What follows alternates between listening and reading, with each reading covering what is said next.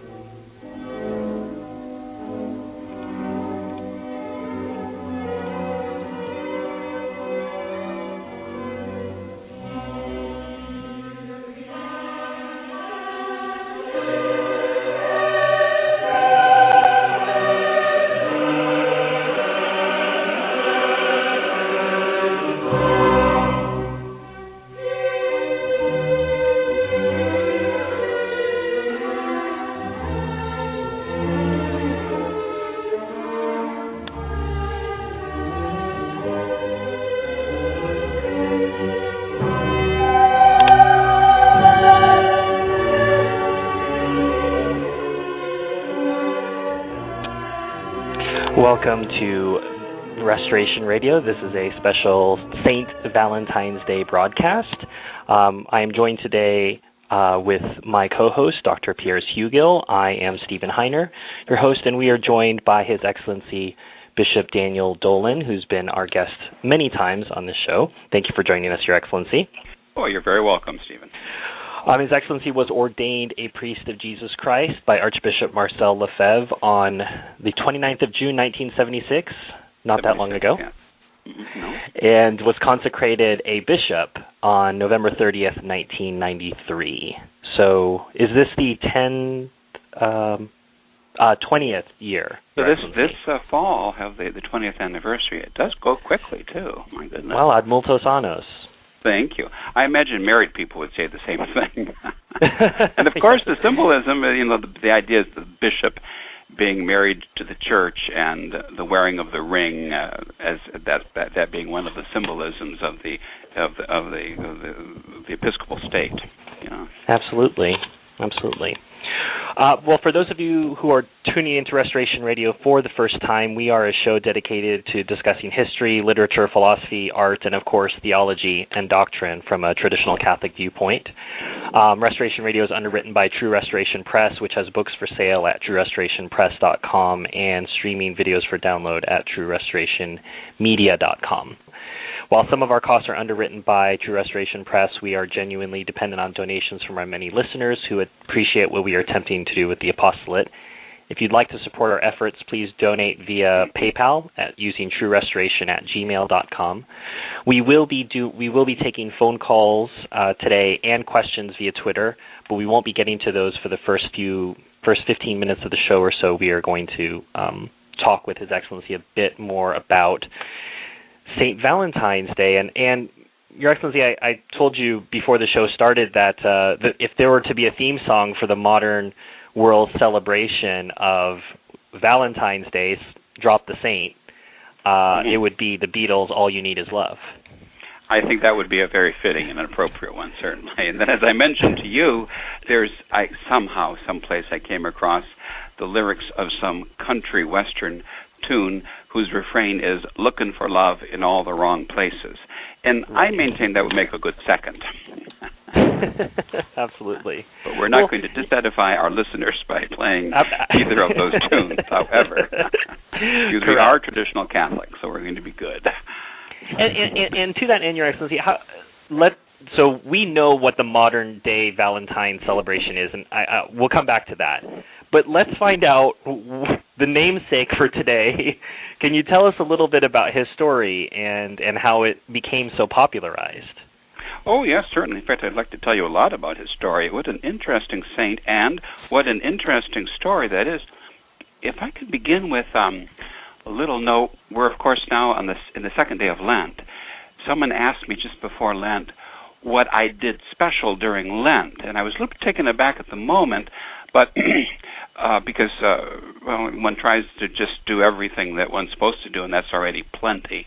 But one thing that I do like to do in my spiritual reading meditation and then sermon preparation is to study the Lenten Mass of the day in connection with the Lenten saint of the day. I always find that fascinating, and I think there's some element of the Holy Ghost in that, the divine providence. There's some kind of a link between those two masses. On most Lenten days, the priest has his option. He can either read the Mass of the Feria or the Mass of the Saint, except on very great feast days when the Mass of the Saint is obligatory.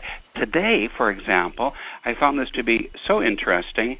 It's a healing Mass that we have, the ancient Mass of this ferial day in Lent. Zacchaeus is healed in the epistle because he prays so devoutly, and the servant of the centurion in the gospel is healed by our Lord himself at Capharnaum.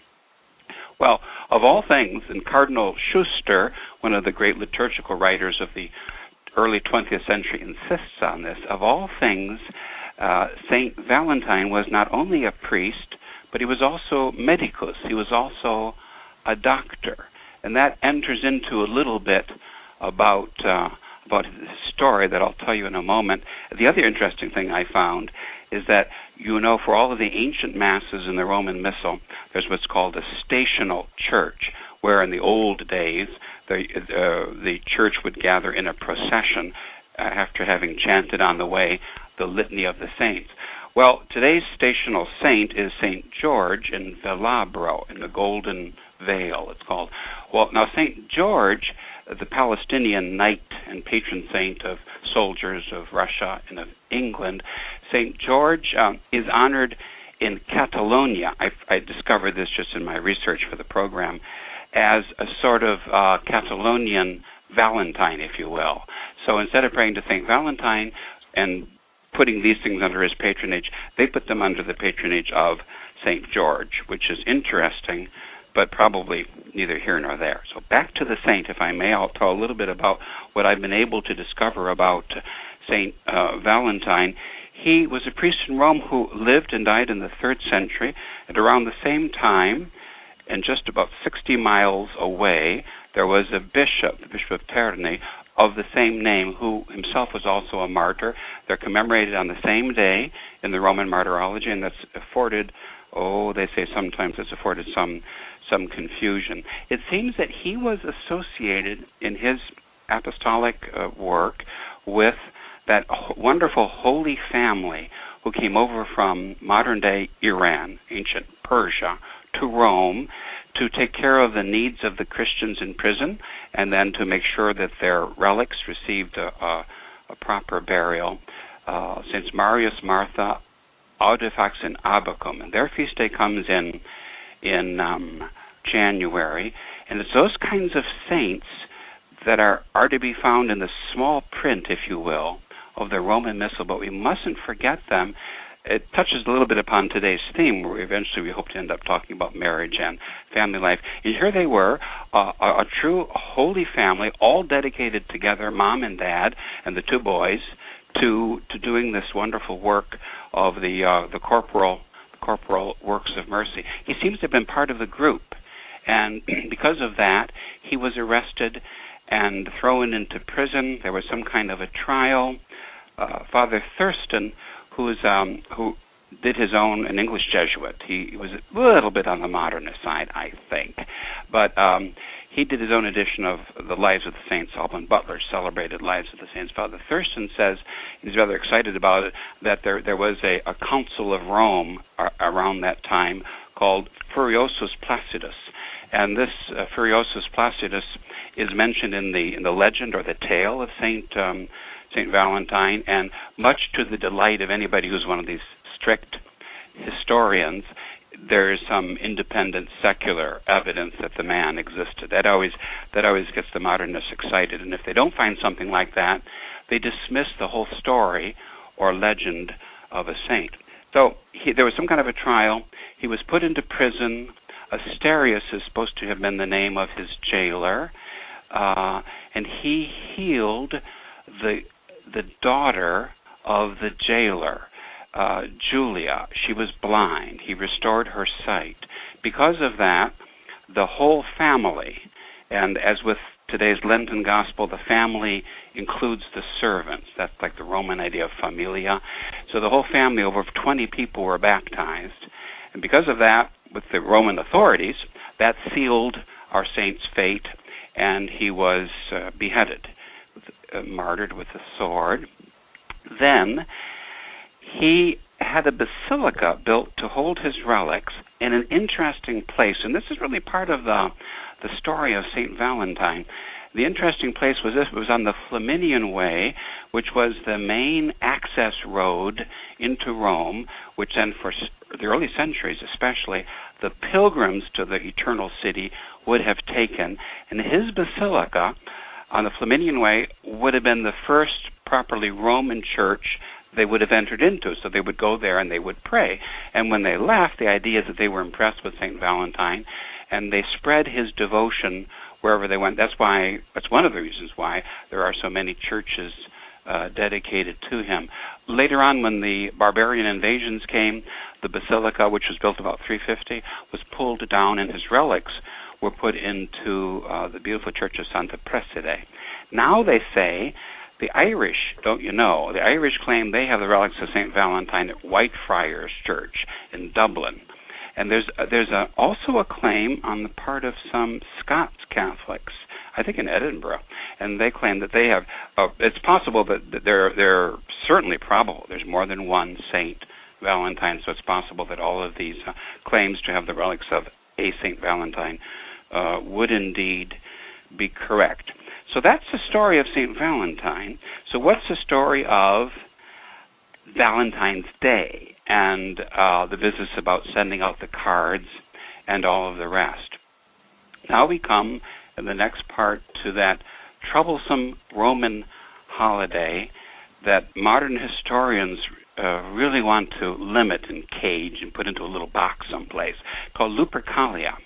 Lupercalia is some kind of a pagan festival in honor of the pagan goddess of love, Juno Februata.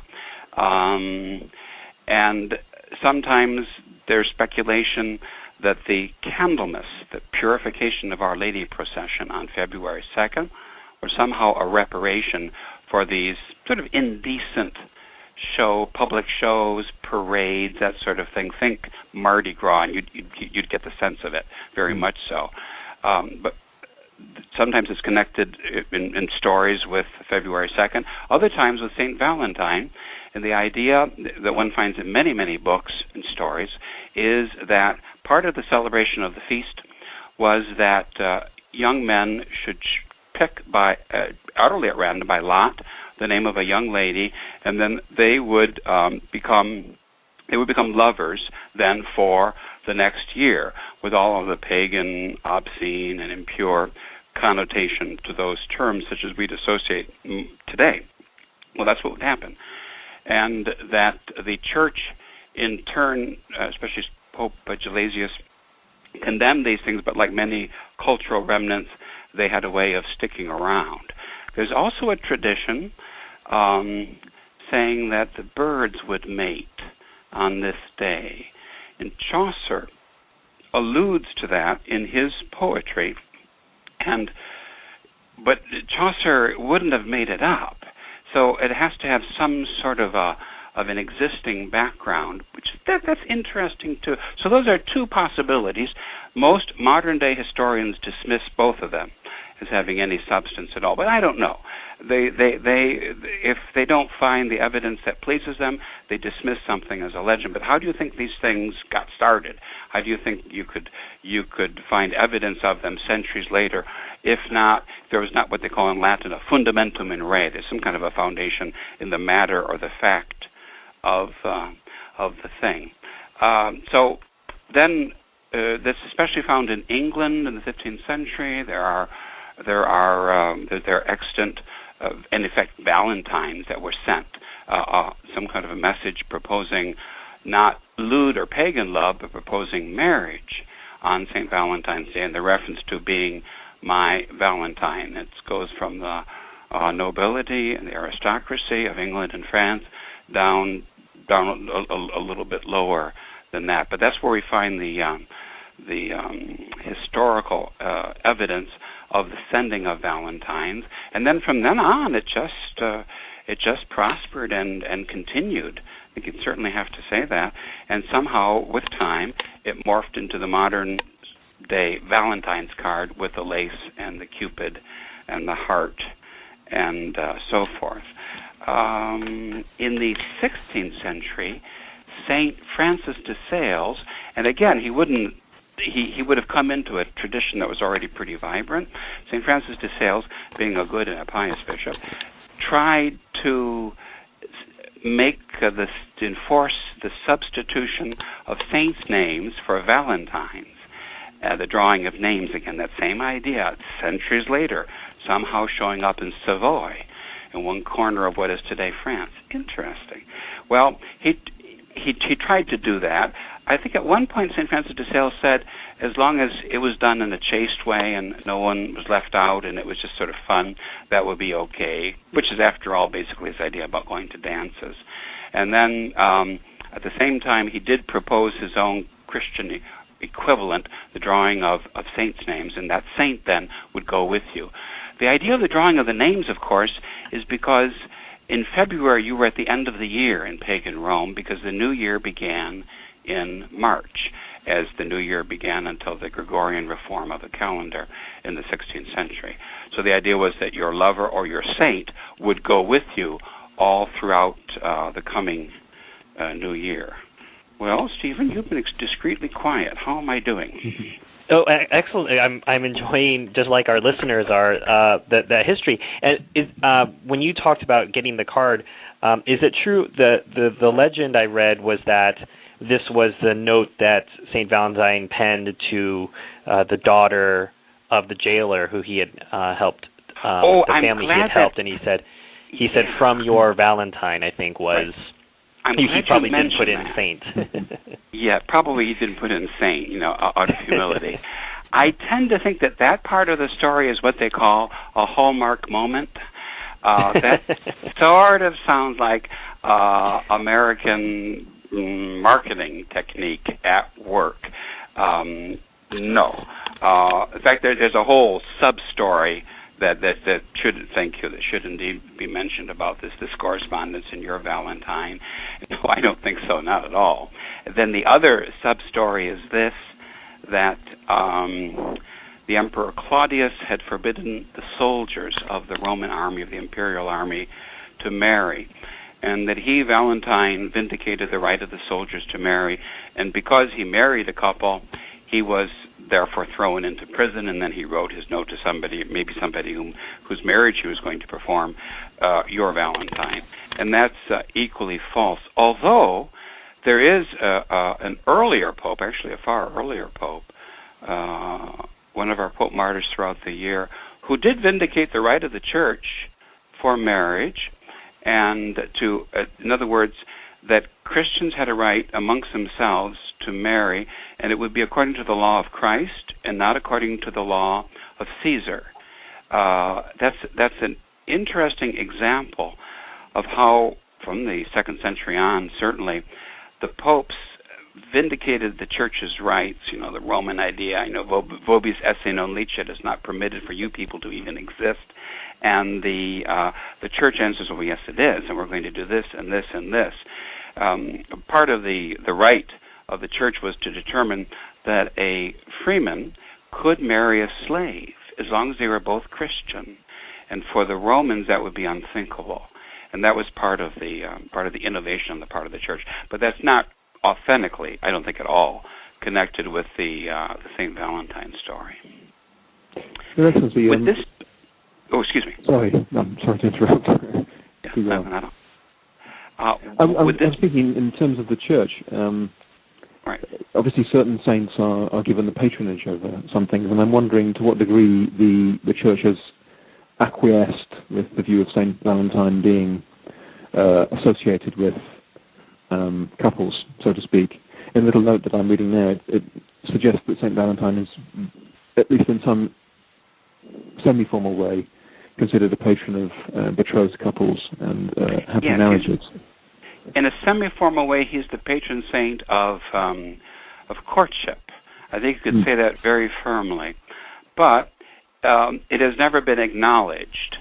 Like Our Lady of Loreto, one of the modern popes declaring her to be the patroness of those who travel by air.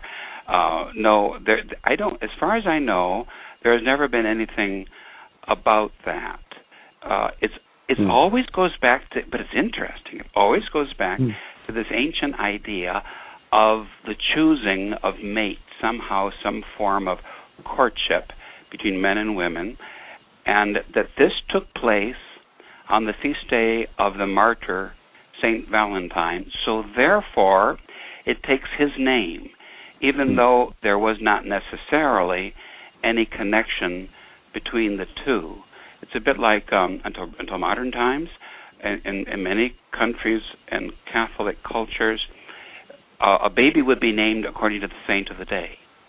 If he's a saint on the calendar, well, there you have it. That's the baby's name. They didn't go to the internet as modern couples do and sort of ooh and ah and discuss or maybe even argue about the name of the baby.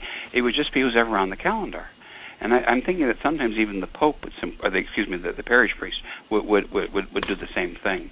So it's that strong influence of the Catholic calendar upon culture.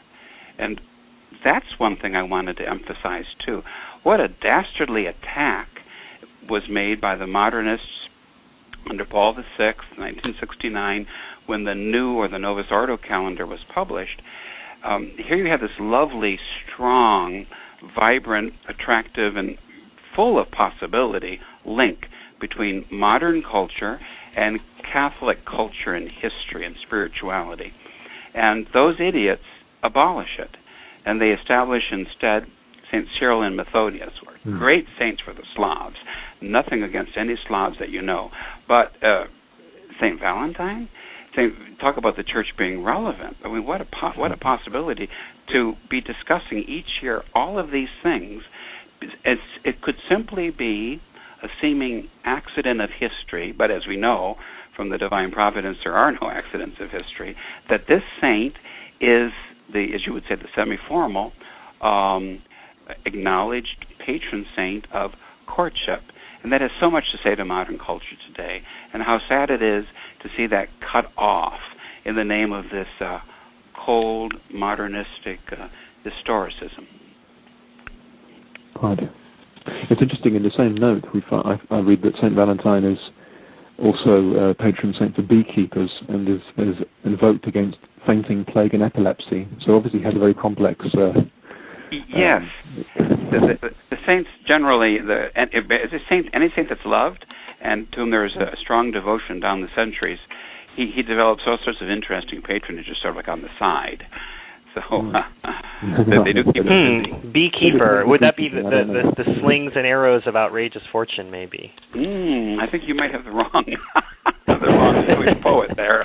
Well, I guess it would have to be the stings and arrows. The bee stings and the arrows from Cupid, perhaps. Yes, possibly so. Yeah. That's interesting. But the business, he could also be, indeed, a patron saint of the sick and a patron saint of doctors, because of his name itself, not only because he was a physician, but also because of his name. Valentinus comes from the Latin valeo valere, to be well. The Romans, I was telling the children at Mass today, the Romans would start their letters with, the initials for si vales bene est valeo. If you're doing well, that's good. I'm doing well too. So he's a patron saint of being well. And then another meaning or reading of valere would be to be strong.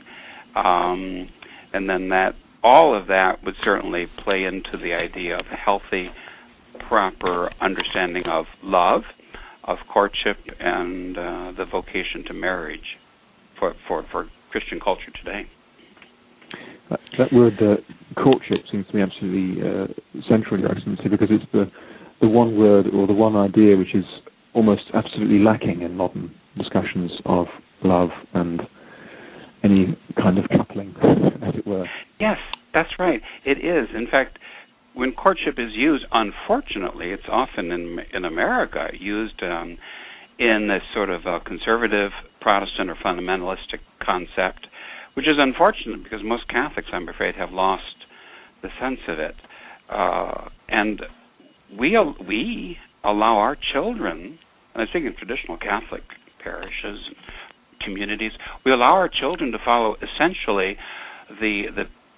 some modern version of the Lupercalia, some really pagan and fairly obscene occasion of sin or sin-ridden road, which somehow is supposed to lead to the altar. When you get through all the flower girls and the bridesmaids and everything, you finally get the bride and you're at the altar. And all of a sudden, this which has been so sinful and worldly is supposed to become holy. So the word courtship is indeed very important with a proper understanding of what it is. And then I think we oppose the idea of courtship to the modern concept of dating. So, today, a teenager would consider it to be his God-given right to date, sometimes starting in high school, adolescence. And then when you date for a while, then the thing to do is a bit like the Lupercalian drawing of names. Then you have to go steady. He has to be with one person then, and it's understood then that you would sin with that one individual they would be, in effect, sexual partners for as long as that fragile relationship endures. Then, of course, it breaks apart, and then there's a tragedy and tears and anger and sadness, and then the couple recouple with somebody else. That's sort of the classic. I think that's a classic way that leads to the altar for an American culture. And unfortunately, very often our traditional Catholics are not too different from that. So I would contrast that with the idea of courtship, and the idea of courtship is that when a young person feels called by God to the married state, then he begins keeping company with the opposite sex, and he's actively looking for a possible marriage partner. So it's not done as for entertainment, it's not done out of sexual interest, it's not done to keep up with everybody else in school, it's done to fulfill God's will. That God calls me to the married state, so therefore I'm going to look for a partner. And I'll pray, and then I pray to find a partner with whom I agree on, because it's a question of sharing a life and a partnership on all these important issues. So it's not, and then the idea of courtship too, that sort of entails something quaint, pure, and old-fashioned, that you would see, that a boy would see a girl, for example, at her parents' home, and they would do things together in public, and it would be restrained, and you would cut off many of the occasions of sin, and it would be almost sort of more of a family approach, because after all, that's the point of marriage, is to have a family, and the joining together of families in Christ. So I think those are all concepts of modern courtship that are very different from the modern American idea of dating. As you're describing that, Your Excellency, I'm thinking of a Jane Austen type scene where you might ask the girl if you could walk with her to the fence. That's right, and that would be a big deal. That was a huge deal, and the family would be looking out the window, so don't try anything. They'd all be watching. The little children would be spying over the windowsill, and the parents would be harumping. One of the references we always talk about when we talk about pre-Vatican II, post-Vatican II in our shows is that a lot of us, those of us who were born unhappily after Vatican II, don't necessarily have a context for Catholic education in particular feasts. So, for example, when I went to Catholic school on St. Valentine's Day, we all made our little boxes. We had shoe boxes that we had decorated, and we cut out a little hole in the top, and then we all went around, and we put in, of course, the thing to do was to give everybody a Valentine, even the person who was a real toady. And and exactly. It was I understand we're going that I think that this leads to the slippery slope you're talking about, but that was our celebration. You went to an actual Catholic school. What was St. Valentine's Day even commemorated in any way for you all at that age? Oh yes, there were the Valentines, and you bought paper Valentines, and you cut them out or punched them out of the sheets they came in, and we passed out Valentines, but the proviso was, as you mentioned, that if you were going to give out Valentines, you had to give one to everybody in the class. The sister would always insist on that. And just now, before the show, our school children came in, quite sweet looking, and I thought that something was up. And then it was a presentation of Valentines. And so the bishop got a few, and then there were some that were made. Each student seemed to have made his own. And then there was one cute one with, because we have a French priest visiting us, and of course one of our priests, Father Lectoranda, is Finnish.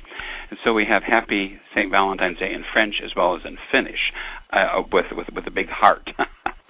So all the priests, and I think Father Cicada even got two, which is pretty good for Father Cicada. So everyone got their, all the clergy got their Valentine's Day cards, and that's part of, especially in some Hispanic countries, that's pretty much a part of. It's not so much romantic love; it's more friendship that seems to be in some countries, the Spanish-speaking world, emphasized. And this idea that we grew up with, with the cards for everybody, that was pretty much along those lines too. So you think in that context, it's not only charming, but something commendable. Oh yes, absolutely, because it's sweet. It's sweet, that idea that little children should be encouraged to look in a friendly way, and also to be thoughtful of the one or two children who don't have any friends in a big class or a big school, and to befriend them. Oh, those are wonderful lessons for children to learn. Oh yeah, I think so. I think that's good. And so that's how I remember it. And then I suppose it was outside of Lent. Then there would be the candy and the little hearts and so forth. Yeah. As you say, Your Excellency, you talk about the modern notion of dating and the traditional notion of courtship, and you lament that even among the traditional Catholic faithful that there's a disconnect here. Now, right. Part of that cognitive disconnect, I think, comes from the fact that we're surrounded by our culture, and everyone else is doing this, and there's a huge downward pressure. I say that as the single non-consecrated in this conversation. Dr. Hugel's married, and of course you have your own arrangement with our Lord, and so you feel this enormous pressure, but at the same time, is there just a lack of buy-in? So even isolated from cultural pressures, if you talk to the modern single, is there just a lack of buy-in? When I'm using that phrase, it's a bit commercial, but that idea, that you said, you used the word quaint earlier. That was for those times back when you'd walk to the fence and that was a big deal. That's not for me. I don't buy into chaperoning or any of that. Oh, I see. Why do you think that is, or do you think that's true? If so, why do you think that is? The buy-in for courtship, as we're talking about today, or yes, or not the single state, but the courtship rather. For courtship, yes. Yes. Well, I think, as with so many things in our culture, the pagan culture, the Lupercalian element, if you will, has quite taken over the Christian element, and it's the struggle that every priest is going to face when he's working with the faithful today, even in our very reduced circumstances throughout the world. It's the whole idea of, is my Catholicism purely cultic? That is to say, it has to do with the way I say prayers and worship on formal occasions, or is it also something cultural? Does this inform the way I live, the way I dress, how I recreate, what I view as beautiful, what I view as really ugly and horrible? Or am I pretty much going along with the modern culture that surrounds me? That was certainly the struggle of the Church in the first 3 centuries, and that's how the Church ended up with so many martyrs, because people didn't like it when you told them they were pagans and they were all going to hell and they were all worshiping demons, and we weren't going to have any of it. And the crisis always is the terrible pull of the Church and towards Catholics in any age to make their peace with the pervading culture. And so, yeah, you talk about a lot of these things, and you could just look out at the congregation, and you could realize there's not a lot of buy-in. No, I mean, even the basics, and it's almost ritual costuming, I think. I regret it, but it is so. That is to say, to get a girl or a woman to come to church dressed modestly, not to wear trousers or something tight or something low cut. Sometimes they won't even do that, or to veil their heads. They won't even do that, not even that. They won't even dress up in, if you will, like an Amish costume for the occasion, because it's the cultic aspect of their lives. It's just a little bit too much trouble, thank you. And then there are other, the elements for girls. This whole idea they have to be attractive to boys. I don't know where that comes from, but it's sure strong in our culture, and always has been. It's always been there. Much less this whole idea that dating is for when you are ready. You've got the money. You've got the maturity, and you feel some sort of a call from God to enter into the married state, to get married and start a family. No, I mean, that's all, So to get them not to go on dates when they're in high school, when they're in adolescence, that's already a big thing. So those are all the areas in which even our people aren't buying in, much less the other ones, because I think the essence of the Novus Ordo is to, if they had holy water, they would sprinkle the holy water on every aspect of the modern world and modern culture.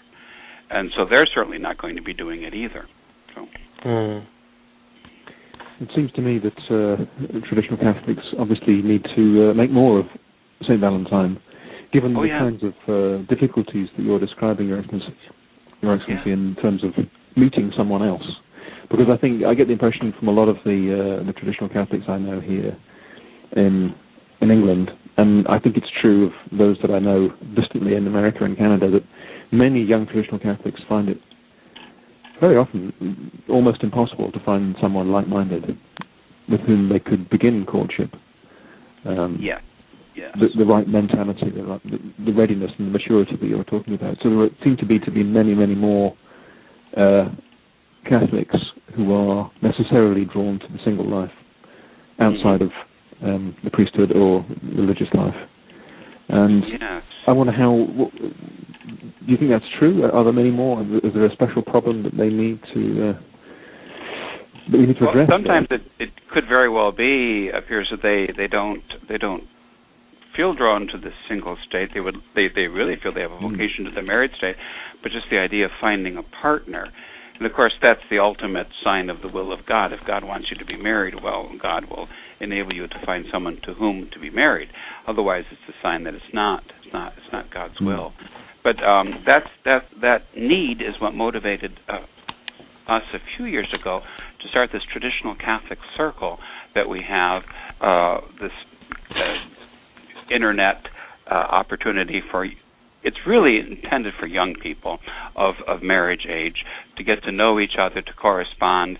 And I'm happy to say I know of a few marriages that have taken place as a result of that. So every now and again, the clergy bestir themselves to do something like that. Years ago, we had St. Raphael's singles group that would have meetings every summer in the Cincinnati area. And that served a similar purpose. And once again, there were a number of happy marriages and families now that came as a result of it. We have an obligation, I think, to try to do these things. And then, even on an individual basis, Father Cicada, for example, he has a bit of a reputation for being a matchmaker. And every now and again he'll think this person and that, and sometimes indeed it does indeed work. That speaks I think to the larger problem that we have of this terrible isolation. We really are sort of all cut off, even though we have a zillion means of communication. But don't you all feel that too? That you have these little groups, and if you could get everybody to know everybody else somehow, of course that would exponentially increase the danger of divisions, fights, and squabbles. But maybe on the other hand, it would be very encouraging and it could actually lead to friendships or possibly to marriages. Yeah, I think we're both members of Traditional Catholic Circle, aren't we? Yeah, and I'm going to post a link. I'm going to post a link to that on Twitter here. Oh, I think it's a great idea, Your Excellency, and it's just a nice way to interact, even if there isn't necessarily a love connection in that way. It's still a great way to meet young people. You talk about that isolation we feel Oh, yeah. It's just nice to be able to connect with people in different ways. When you talk about our modern isolation and the reduced state of the church today, and I think about a conversation you and I have had before when you talked. Some people don't know this about you, but you started your clerical life as a Cistercian. You wanted to have the quiet life with our Lord, and that for whatever circumstances, whatever the reasons were, our Lord decided that you weren't only going to be a secular priest, but you were going to be a bishop. Yes. And that this was, if you were to envision that for yourself, as you said, that if we're thinking about being single or being married, you within your own state did not think that that was eventually what you were going to be called to. It just happened to you, and the circumstances, the state of the church in our time brought that about. In the same way, it used to be that parishes were overflowing, so there were a group of men or women of a certain age, and they would just maybe all go and hang out, and at some point, someone might catch someone else's eye. And right. Now you might go to a small mission chapel, and maybe no one's under the age of 40, perhaps, except you and maybe a couple other people, and this becomes much more of a question of, well, is God's will for me to be single at this point, or am I just going to have to work much harder, use things like the internet site that Father Cicada worked on to bring people, to meet someone? What would you recommend as a way to help someone in that position discern through that, especially given that the church has never really, there's no consecration for non-religious singles. So, the married life has a blessing from the church, the religious life has a blessing from the church, but being single doesn't really have anything from the church. How that in itself, no one goes, well, that's really attractive. I want to enter a state that the church doesn't have any special blessing for. No, she doesn't, and of course it's not considered as a vocation, sort of a lack of a vocation, if you will. But on the other hand, how often do those who, in effect, have this call from God to the single state, do they play this wonderful and very important role in other people's lives, and they can do it specifically because of their singlehood. They're not tied down to marriage or to a family, or indeed, they're not tied down to a religious order or to the priesthood. They have a certain freedom, and then they can, and I believe very strongly they must, give of themselves to all sorts of good deeds, and in so doing, they supply a real need, and they find their own joy and their own fulfillment. But you're right. I think this is more of a modern thing. The whole idea of the single state, I don't think you found it that much in the old days. Oh, every now and again you did, but indeed you come across some saints who were like that. Saint Homobonus is one example that occurs to me, but not really all that many. And usually they were at least third order or something like that, and maybe they would end up becoming brothers or entering a monastery at a certain point. But it was a different world, and that was a different time. But as you're speaking, what I'm thinking of is, it goes back to this idea of, I don't want to be a socialist, as I say, but the idea of share the wealth. And why shouldn't we, with all of our electronic means of communication today, why should we be satisfied with this isolation that I think besets us? As a bishop, when I travel, I'm encouraged when I see how many good priests there are who are offering a good Mass, and they have a good logical understanding of the crisis in the Church and of Catholic doctrine. And I'm also encouraged when I see how many good young people there are, how many young marrieds there are in different countries. And it is a strength and an encouragement to realize I'm not the only one. I'm not crazy. I may be crazy, but at least I'm not the only one who's crazy. There are other people who share the same unchanged Catholic faith, and it's Catholic. It's worldwide. It cuts across all of these secondary cultural divisions. There are Catholics like me still throughout the world. So for a young person who's thinking about the married state, there's a lot of possibilities. so often think, boy, if we could get Bishop Sanborn's young people together with, our young people or the young people at some other chapel someplace, that would be a great thing. But and the trad circle or things like that on the internet have achieved that end to a certain degree, but there's room for improvement, I would say. So I think to answer your question, I would say, yes, we need to work harder. We shouldn't be content with that. And it's an odd thing, and I wonder if it isn't almost sort of a temptation of the devil, that it's easier just to pull up our rocking chair by the fire with the cat and sort of be satisfied, with our cozy little world, as opposed to getting out there and doing something. And I think that, well, we pretty much need to get out there and do something if we're able to. I wonder, I mean, we're talking about a show about love, and I wonder if it might not be cheeky to say that there's potentially a lack of charity there as well. It seems to me that one of the reasons that there are so many single Catholics who are not looking to be married or haven't found a marriage partner or aren't priests or religious is that they haven't had that will to try a vocation somewhere else. There aren't so many people going into to be just brothers or sisters, religious. No, indeed. And it seems to me a crying shame that we need to be more people being active by a strong prayer life in religious orders, potentially. Yes, it's a lack of charity, yeah. I agree with you there, Pierce, for sure. It's a lack of charity, a lack of generosity, and a lack of maturity. If you consider that in the times of St. Valentine or the times of Chaucer or St. Francis de Sales, young people matured far, far earlier than they do today. And I think this is an influence of godless American culture, this American imperium, which, like the ancient Roman, has spread itself throughout the whole world and is, in that sense, really something wicked and contemptible. This is part of this idea. I live for myself. I live for pleasure. I live for the moment. I will make no commitment aside from, what I will enjoy. I won't even accept an invitation for 2 weeks from now because maybe I'll want to do something else. I'll keep my options open, as they say. That goes back, well, you would say a little bit from the pulpit, yes, but that really goes back to how children are raised and the Catholic formation that is given to them in the home by their parents. And then also that idea of an example, to give of oneself, to be selfless, to seek the glory of God in all things. If parents are giving that kind of an example to the children and they're growing up with that sense, it's more likely that they'll live that way too.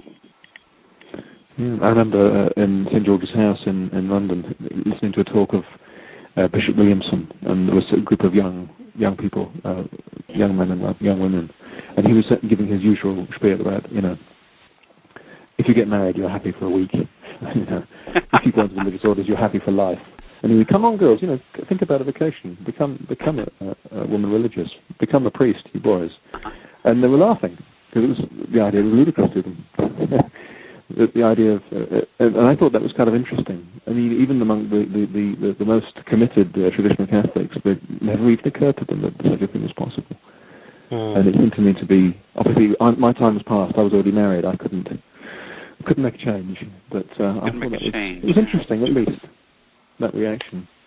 Yeah, that you're right. That is quite an interesting reaction. Yes, it speaks to the age, I'm afraid. Although the idea of happiness, and seeking after happiness, my goodness, I have to say, as a priest and as a bishop, well, more like as a parish priest, I would say, I have a profound, not respect but veneration for the married state, which is established by a sacrament, and I think a profound realization of the sanctity and the spirit of sacrifice that's required to do it right, to make it work, not to mess things up too terribly badly, to save your soul, sanctify your spouse, and raise your children in the love and the fear of God. And sometimes, but very often, preparing couples for marriage over the years, I think, my goodness, here you have 5 or 6 years of preparation in the seminary for the priesthood, and there are a few talks with the priest, and you might get them to read a book or two if they're very, very devout. And that's about it. And then you fill out the forms, and there's no impediments, and then you fall to fighting about how many bridesmaids they can have for the wedding. And then that's it. And then pretty soon, here comes the bride down the aisle. That's the wedding preparation. You had the sense of, I've seen some books in the old days, and some priests, I think, use them or have attempted to use them. In effect, sort of a semester's course, weekly meetings about all these different things, and that would all be to the good. Anything that we could do to beef it up in the way of marriage preparation, I think, would be important. But as they say, the preparation for marriage starts very, very early. And I think that's something that actually it starts when the bride and the groom are little themselves, and what they see in their own parents' marriage, and what they see in their own faith and their own spiritual lives. Those are all really very, very important questions. But the lack of... Go ahead. I was going to ask you, I want to come back to this marriage preparation question because I have some more questions, but could we go down the bridesmaid detour for a moment? If you're willing to walk that slippery slope, Stephen. I'm going to walk slowly and in time with the music. Okay, it's one step at a time, remember. I've been told by some priests over the years that the idea, as we see it here in America, of these bridesmaids and this procession, it's a very Protestant thing because they didn't have any ceremony or beautiful ornamentation. They didn't have a priest with altar boys walking down, so they had to create their own procession in order to make the day a little less Spartan. And so you have all of these accoutrements over time that aren't really necessarily Catholic. The Catholics could do very well with a maid of honor and a best man, and not have necessarily all of these things. What do you think about that? Well, yes, and it's a cultural consideration too. That is to say that at some point in America, there were a lot of really wealthy people in nouveau riche, and they felt, as newly rich people often do, the call to celebrate in some sort of a fairly ostentatious fashion their new wealth, and to make everybody realize their elevated social status. So they devised these different ceremonies on the, as it were, the other side of the communion rail for a wedding, because on the clergy side there wasn't going to be too much going on. There would just be a minister in a gown, and he would be reading the marriage service out of the Book of Common Prayer or some other Protestant prayer book, and there had to be something to jazz it up. Human nature wants that. Holy Mother Church gives that, and it's available. And it should be used, and it should be given. That is to say, the splendor of the public worship of God, and all these rites, beautiful rites and ceremonies that surround the church, that surround the sacrament of matrimony in the Catholic Church. That is to say, the nuptial mass itself, after the exchange of vows, the rings. Sometimes there are local customs, and then the very beautiful and profound nuptial blessing that's given to the bride on her wedding day, and then other customs at the end, like the American custom of presenting the bouquet of flowers to the Virgin Mary. We have all of that. So our point would be, I think, why do we need to attempt to create sort of a Broadway or Las Vegas show with all of these gowns and everything sort of synchronized in different ways, and then the constant battle about modesty, which is always lost by the church, it's understood, and all this money, time, energy has to be wasted on the creation of essentially a secular show. We've gone downhill. People see this is really the point of what we often talk about on these programs, Stephen, is people don't realize how they are affected by the prevailing culture.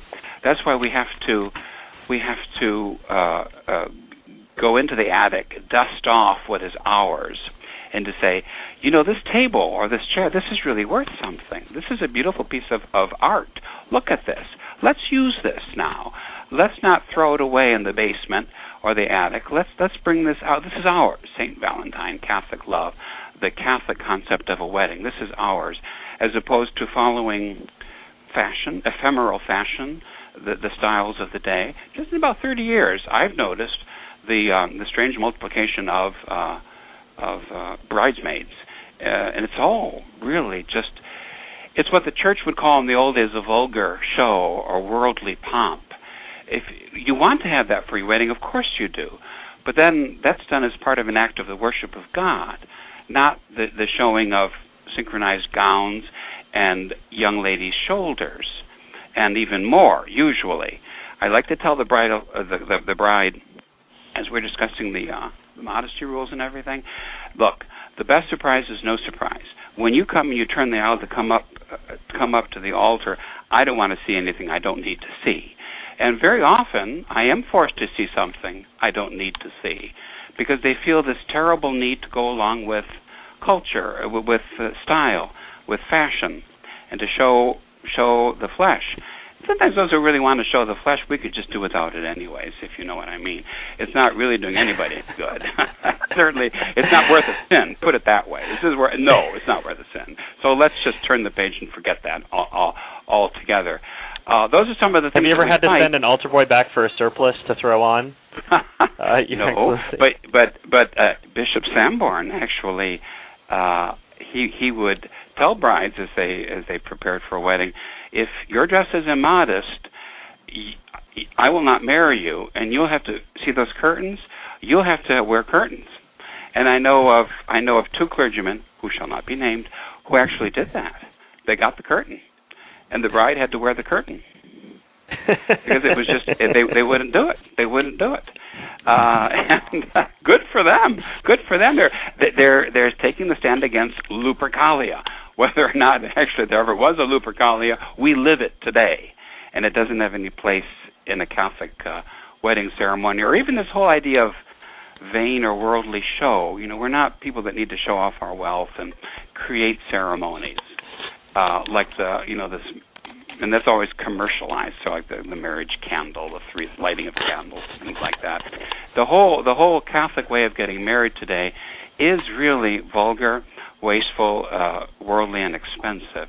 And the idea, Father Manton was a wonderful Boston Redemptorist, Irish, of course, preacher, and he preached for many, many years in the Redemptorist Church in Boston for the Our Lady of Perpetual Help Novena.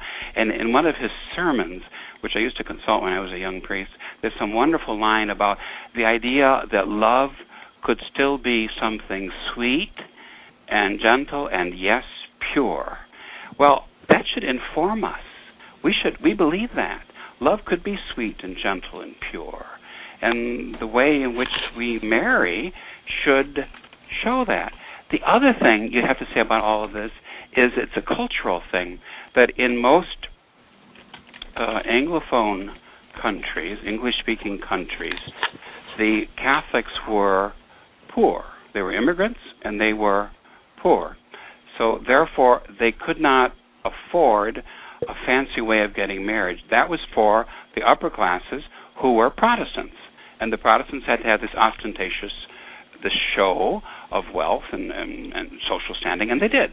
But whereas Catholics couldn't. So it was not unheard of for Catholics, especially maybe if they were working class, simply to make the arrangements with the priest, and they would get married on a weekday on the altar. There would be a mass, and after mass, and then the bride would just wear a nice suit, and the groom the same thing, a good suit, the best he had. Then they would go off for breakfast, and that would be that. That would be their wedding. And why not? You know, as long as there's a spiritual preparation there. The idea was there was no money to waste. We didn't have the money anyway. We just got married. And grandparents now, maybe great-grandparents that era, great-great-grandparents possibly, depending on your perspective, that's how Catholics would be married in many countries, because they were of the laboring class. They weren't too wealthy. And they would just really get married that way. And that's good. I remember in one part of Mexico that where I visited before, that it's near the volcano outside of Mexico City, Popo. There's one town up in the mountains, and it's a custom for the couples who are just poor Indian field workers, basically. They get married at the door of the church. The priest meets them at the door of the church. I've never figured out why it's at the door of the church, but that's how it's done. That was the customary way to do it. And obviously there wasn't a whole lot of fuss, but that was the sacrament of matrimony that would be given there. So. Yeah, and Your Excellency, you mentioned the mix-up with clothing for women, the immodesty. The men are so turned around. They're wearing tuxedos during the daytime. When it's right. tuxedos are traditionally an evening. Yeah, that's right. It's well, that's that whole idea about just sort of again, to use the word, a vulgar display. People don't even know the rules, but they have some money and they want to throw it around, and they have this idea this would be a grand thing to do, so they go ahead and they do that. And then but then if I do come in white tie and tails, someone might think I'm a waiter. He might indeed. And then somebody's going to go into debt for years and years over this thing. And sometimes, of course, they're still paying. The parents are still paying for the children's wedding, and the children have already divorced and moved on, as they like to say today. Yes. For those of you who are just joining us, you are listening to Restoration Radio, a special St. Valentine's Day broadcast against the modern notion of Valentine's Day, sans saint. I am joined, I'm Stephen Heiner. I'm joined with my co-host, Dr. Pierre Hugill, and His Excellency Bishop Daniel Dolan. We're going to open up the phone lines for anyone who'd like to call in. Our telephone number is 949-272-9417. Again, that's 949-272-9417. And I can also be taking questions on Twitter. If you go to @TrueRestoration, if you go to twitter.com and you search for @TrueRestoration, you can simply put a mention in there, put a question in. And we had a question from last night. When did it all go wrong with St. Valentine's Day? And I think that's something we've already answered today, Your Excellency. Mm-hmm. I want to segue a little bit into the married side of the possible St. Valentine's Day patronage. And my question there kind of ties into what happens when you have the young married people that you're talking about doing preparation for. It could be once, twice, however many times you see them for Cana classes. What's it that most surprises you in a bad way about meeting these young couples for the first time? Something that you feel, wow, I don't know why you don't know that about marriage, or a misconception about what marriage is that you think should be combated and that people should be aware of. One thing that always strikes me, and it's perfectly understandable, I'm not quite sure how to get around it, is that it's a little bit like that scene from Brideshead Revisited, where the Canadian industrial magnate wants to marry the girl from the noble Catholic family in England, and therefore he has to take lessons in the faith, and he's willing to agree to anything at all to achieve his end or his purpose. That's a big factor. Sometimes you get couples who have been pre-talked to, I think, or one party has told the other, keep your mouth shut. So they're willing to agree to anything, or they sit there glum-faced. It's just, this is sort of a penance that they have to go through. And it's very hard to get the sense of, well, do you really believe? And I always insist with them, you shouldn't be getting married here unless you intend to live your marriage here. That is to say, in the traditional Catholic Church and faith. That's something which I'd say it's understandable because they want to make it work, and if they've come to you, they don't want to pose difficulties or problems. But then it's a lamentable lack of expressing themselves. But then on the other hand, too, I suppose it's human nature that there's not a lot of communication, there's not a lot of listening, that you can stress some of these themes about love, spirituality, self-sacrifice, self-forgetfulness, but it's not going into the head. It's just not going in. And there are all these other influences, and they sort of capture them, and and carry the couple away. You really wish, most of all, that you could impress upon them what a holy thing this is. But I speak in Christ and in the church, as St. Paul says to the Ephesians. You have this. Your Excellency, we have a caller now, John, on the line, who's got a question about something we were talking about earlier, to do with difficulties in marriage and when marriages go wrong, I think. John, you're on air now, so... thank you very much. Please fire away. Thank you very much. I appreciate your having this program this afternoon, Your Excellency, and Stephen, and this gentleman from England. And I guess I was commenting that the difficulty, one of the problems that adults face is that they've been in a marriage from the Novus Ordo, and one of the partners has split off, and they've gotten this, bogus church annulment, and they think everything is fine with the world, and so they run off, they get married, and then they have a great time while, their partner's sort of left sort of sad and lonely because they had found tradition, but they realized their position in the church. So I was just asking, maybe it's a question, maybe it's a comment, but what do you do? I mean, you can't obviously find yourself in a social situation with other singles, especially if they're traditional Catholics, because unfortunately, and I'll be brutally honest with you, but they're so quick to yell scandal that they're thinking that you are a married person after love, and you're not. You're just there for socialism.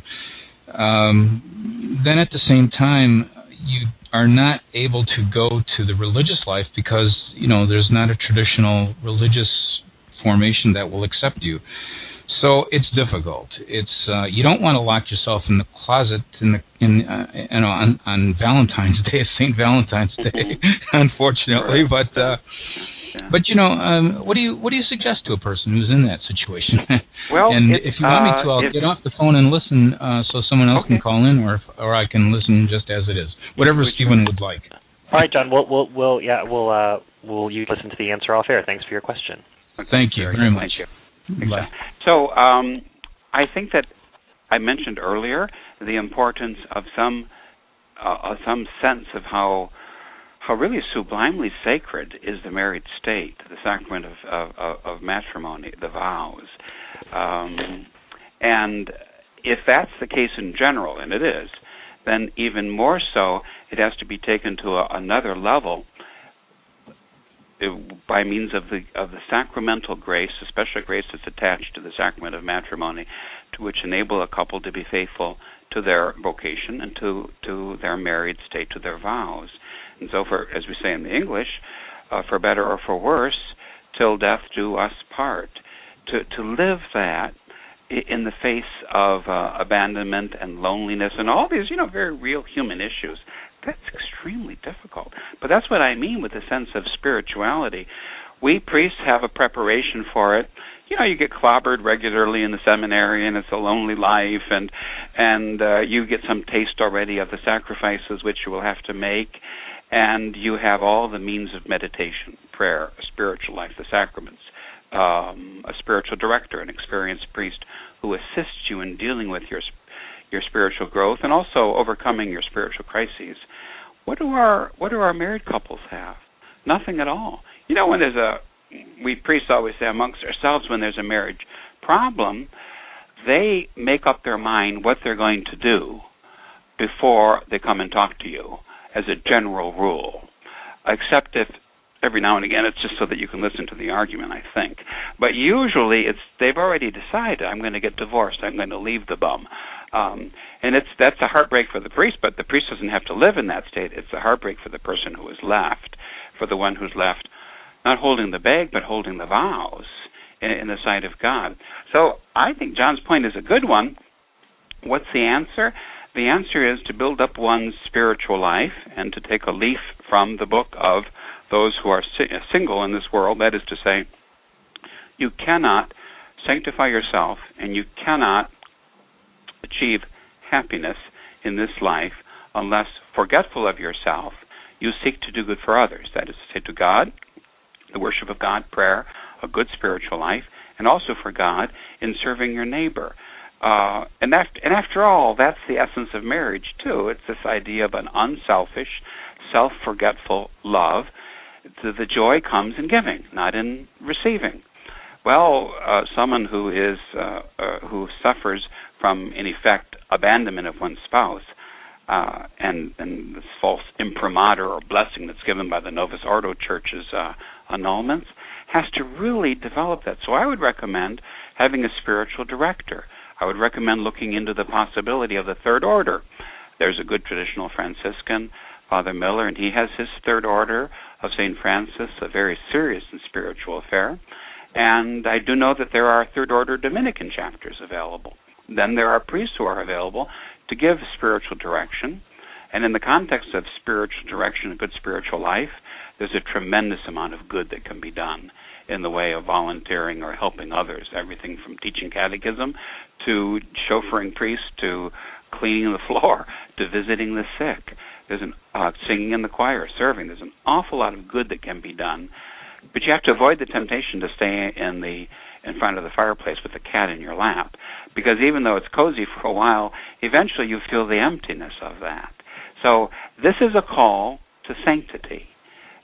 When the shadow of the cross is cast over someone's life, and you either are going to be holier as a result of that, or else you will go, unfortunately, in the opposite direction. But you can't, the way of out-sinning a sinner, sort of, that's never going to work. I think we just had her feast day the other day.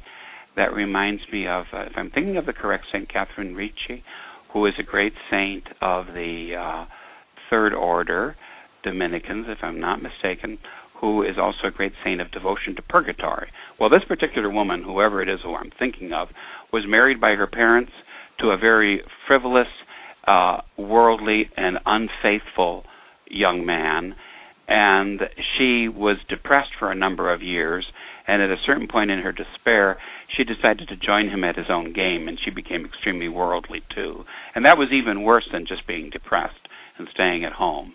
And then she finally converted herself, which is what you always have to do at the end of the day, but maybe don't wait till the end. Convert yourself, be holy.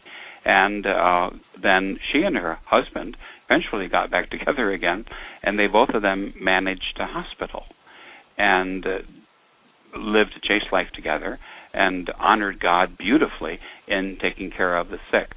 Something along those lines is what you have to do. This is forgetfulness of self, and the finding of your happiness, just as a husband or a wife would find his happiness in taking care of the spouse and the children, so too now in a different sense you find your happiness, but it's always in the giving of yourself to others. And it's never in worrying about yourself. It's always in self-forgetfulness. Those are easy words for a priest to say, when he's in the preaching mode, but the priest has to live it too, and the priest has to be reminded of that too. It's a call for all of us. It's the call of love, the Sacred Heart, and each one of us following his own vocation as God sent it to us. It's interesting to hear you say that, Your Excellency. One of the questions, going back a little way in the conversation we were talking about, was difficulties in marriage, and of course this has come up with John's question. We started with the premise of love, St. Valentine's Day being, the day of love, courtship, and so on. And I was thinking recently, you may know in England there was a vote on a bill to introduce homosexual marriage in the UK, which was passed, incidentally. And I remember being engaged in a conversation with people about this. And it seemed to me that even the supporters, rather, of the movement against signing the bill, people who were against homosexual marriages, in other words, were missing the point because they had a wrong idea about what marriage is.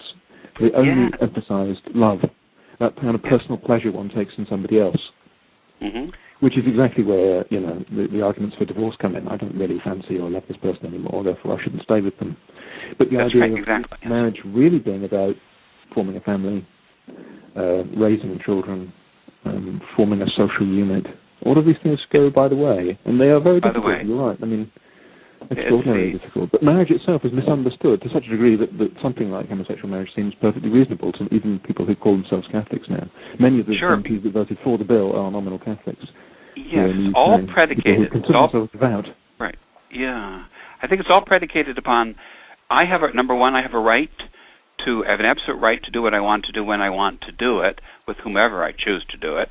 And secondly, this concept of love, which is the exact opposite of Aristotle's definition of love. It's no longer the desire to do good to the one whom I love. It is rather the desire to receive good from the one whom I choose, for as long as I choose. Regardless of, as I say, bestiality probably will be following suit, and I shouldn't be surprised. So, if it's the cow or the cat or the horse or someone of the same sex, it doesn't matter. I have a right to this, and this is what I want, and this is my definition of love. But those are two horrible perversions of nature and of the way Almighty God created us, and incidentally as well of any possibility of happiness for the people who are deceived by these false principles. So that's why we Catholics have to reclaim Saint Valentine's Day and the idea of a sane and sacred reading of what love is, and as you say, to get back to the very definition of what marriage itself is. This idea of a woman wailing, for example, and saying, "But I don't love him anymore." Well, what is love? How do you define love? It's this desire that God gives me as part of a call, a vocation, to want the good of the one whom I love in a married context. That's what love is, and that's consecrated by a sacrament, and it endures. Love, well, didn't St. Paul just tell us on Sunday? Love never falls away. Charity never falls away. It's always there. And the good example of what St. Paul was writing about is the sacrament of matrimony. Thank you. It puts it very well in perspective, I think. Good. Well, Your Excellency, I think you talked about the fact that we have to incorporate our public Catholic lives with our private Catholic lives. Yeah. Bishop Williamson refers to it as incorporating the upstairs with the downstairs. Yeah. Right. That it isn't just something up there. Right. It isn't just something up there. It's something down here. It's very visceral. And someone had said, why don't you invite colleagues and friends to a confirmation? Why only invite Catholics to that? That's that sort of outreach. I'm thinking in the modern workplace, St. Valentine's Day may not necessarily be the holiday of outreach, partially because, and at least in America, we have all sorts of human resources obligations. But I think the show's been very informative for anyone who, if they're at work or they were having a discussion about Valentine's Day, they can say, well, actually, it's St. Valentine's Day, and the reason why, this entire holiday exists comes from, a Catholic priest originally, and they can tell a little bit about the story. Yeah, named for a Catholic priest because it somehow got its impetus on his feast day, and then they could say, well, that's the importance of the saints in the Catholic calendar, isn't it? That even the whole world recognizes, although the Novus Ordo Church doesn't, and isn't that a story in and of itself? The Novus Ordo Church doesn't recognize it. I read on Wikipedia that the Lutherans and the Anglicans have some sort of a commemoration of St. Valentine on their calendar today, but once again, the Novus Ordo does not have it. They've cut that possible link to relevance right out, and it's so Catholic or so Christian. This concept, even in its debased, very paganized form, that a few years ago there was a big to-do in Saudi Arabia, America's good, strong allies, who don't allow anything of Christianity in the Arabian Peninsula because it's sacred, don't you know? That they forbade the selling of St. Valentine's Day cards or even Valentine's Day cards, something quite secular, because they rightly saw it as Christian, as a Western Christian influence, and they weren't having any of it. Thank you very much. So that would be something for the religious police to come and confiscate and maybe, chop off somebody's finger or something like that, something congenial like that, because it's too Christian from. So I think it's our challenge for our Catholics today to, well, it goes back to what St. Paul said, doesn't it? Be ready to give a reason for the faith that is in you. Have your fingertip apologetics Know your saints. Know your Catholic culture. Know why we're going to insist on the saint in front of it. I would say that's an important concept. One of the last things that I want to talk about today, Your Excellency, as we're coming close to the end of our show, I had asked earlier about the fact that today, because of isolated circumstances, you had to be a bishop where you thought that might not have normally been your path of life, but that's what our Lord has revealed to you. And so someone who may have very well found someone at their parish, gotten married, and had children by now, maybe they didn't because of our reduced circumstances. So in addition to prayer, which is what every person needs to engage in with our Lord in order to help to figure this out, do you see there is any certain signs that someone might definitely be called to the single life or definitely be called to the married life? Outside of, obviously, as Pierre suggested, giving the religious vocation the first shot to see if that makes any sense. That's a sign of a noble Catholic soul, a noble and mature Catholic soul, which is very rare. A holy Catholic soul, like the father of Saint Therese of Lisieux, Mr. Martin, how he tried to join the canons of the great St. Bernard. I guess he was okay for the skiing part, but they say he couldn't learn the Latin. And so that's how, because he couldn't do the Latin, that's how he realized he didn't have a vocation. But what a beautiful vocation was his that he did have from God, to be the father of all those nuns and to be father of a saint. So it's knowing, the prayer of Saint Augustine, Domine Jesu noverum me, noverum te.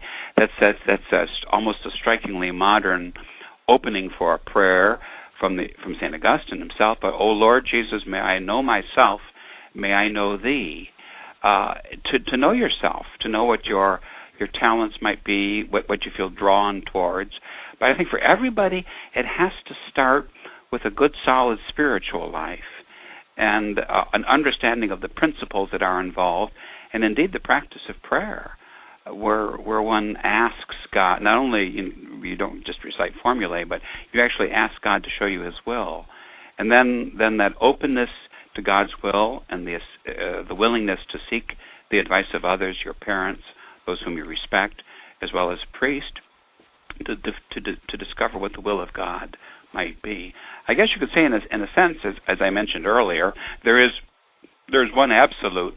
If a bishop doesn't call a man to orders, he doesn't have a vocation to the priesthood.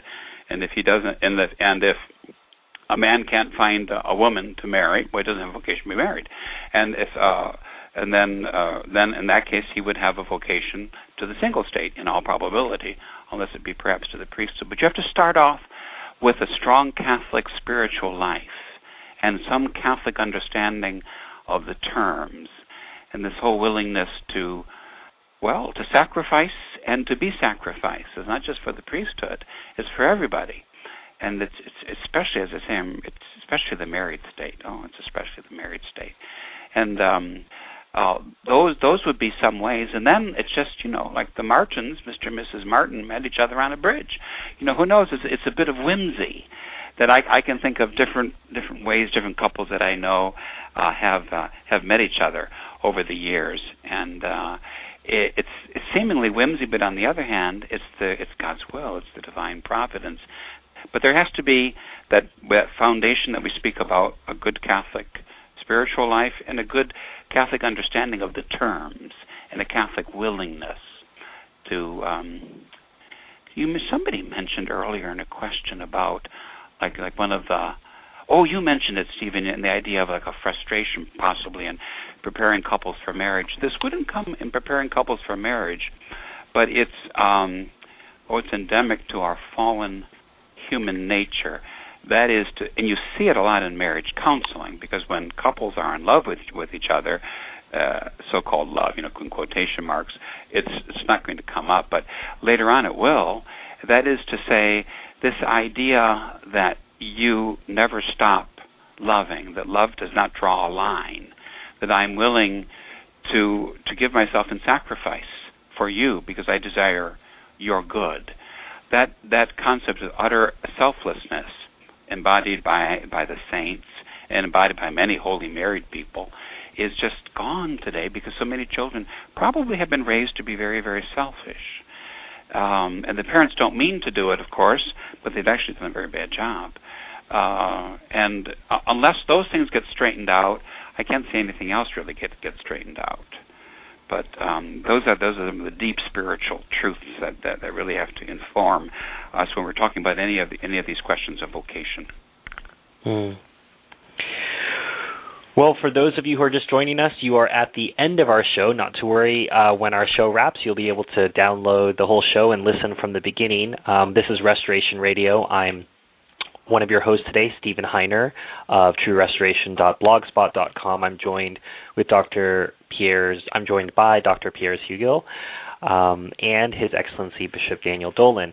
And I want everyone to keep in mind, I think a lot of times, and this is tied up to modern manners and the fact that we have a lack of decorum, but people forget to send thank you notes, people forget to send notes of thanks. I think anyone listening to the show who's appreciated an hour and a half of a bishop's time should maybe send a Valentine to His Excellency. And if I may point out, Stephen, that green Valentines are equally received as red Valentines. Yes, green Valentines in any denomination. or if you are in the European Union, all of the colorful Valentines are also that's right. That's all colorful accepted. Are also very gratefully accepted. So for those of you who are old-fashioned and would like to send a Valentine with some Valentines to His Excellency, the address is 4900 Rialto Road. That's 4900 Rialto, Rialto Road, Westchester, Ohio, 45069. Again, that's 4900 Rialto Road, Westchester, Ohio, 45069. If you're not able to send some green Valentines, I would encourage you to at least send a note of thanks. And if you're not old-fashioned and you don't want to send a card, feel free to email His Excellency as well at bpdolan@sgg.org and thank him for his time with us today. Thank you, Your Excellency, for giving us a better notion of St. Valentine's Day, a proper understanding of how we as Catholics should celebrate it and promote it, and also for discussing some of the challenges that modern singles and married Catholics face today. You're certainly welcome, Stephen. It's always a pleasure to be on the show and to be able to start talking. So, thank you. We'll close out with the same music that we started with, which is a Kyrie from Mozart's Mass in C minor. Very good. God bless you all. Thank you. Bye-bye. Bye-bye.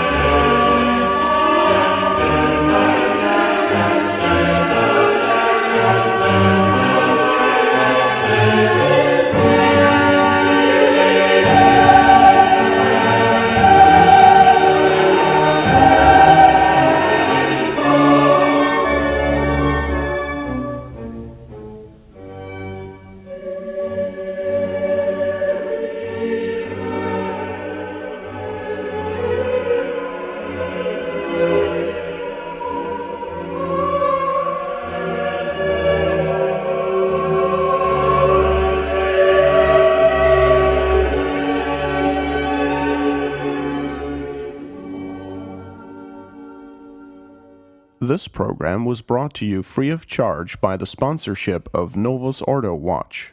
See for yourself that the Church of the Second Vatican Council is not in fact the Catholic Church of the ages.